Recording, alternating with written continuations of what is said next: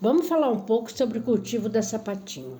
Muita gente não consegue cultivar elas, pois se trata, gente, de uma orquídea terrestre, tá? Essa é do meu cultivo.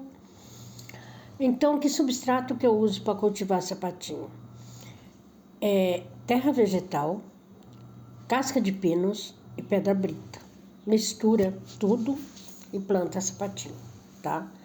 Mantém a terra mais ou menos úmida, não encharcada, tá? Úmida, pois o sapatinho não tem pseudobulbo, tá vendo?